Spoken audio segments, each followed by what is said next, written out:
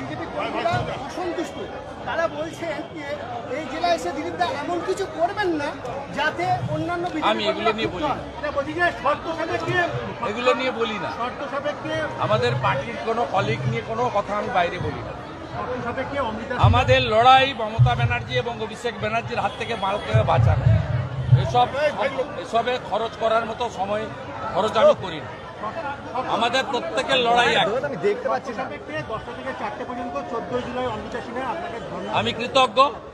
আমি 300 জন অত্যাচারিত মানুষকে নিয়ে বসব। আমি কোর্টের কাছে আমার নীতিগত লড়াই ছিল।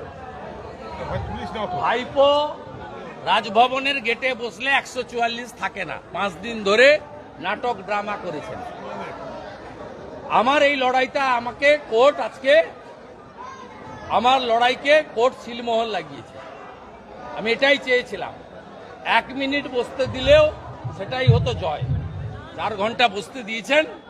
আমি 300 জন অত্যাচারিত 200-র বেশি শহীদ পরিবার তাদের প্রতিনিধিদের নিয়ে আমি 14ই জুলাই বসব। বাহুবলী কালচার কি তৃণমূলের আমলে আমদানি?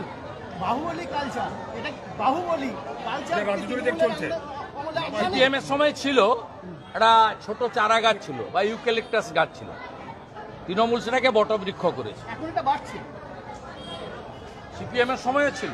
বর্ধমানের আইনুল, শাসনের মজিদ মাস্টার, গড়বেতার সুশান্ত ঘোষ, হলদিয়ার লক্ষণ শেঠ।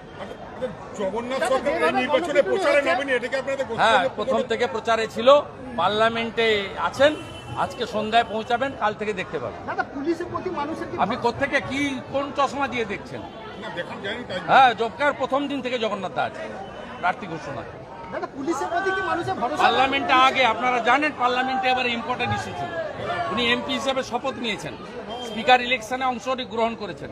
অন্য কর্মসূচিতে থাকা সত্ত্বেও উপনির্বাচনে প্রচারে তিনি আসেননি। অন্য কর্মসূচিতে শুরু উনি করে দিয়ে গেছেন, প্রচার শেষ উনি করবেন। নবারতে এসেছেন। পুলিশ কি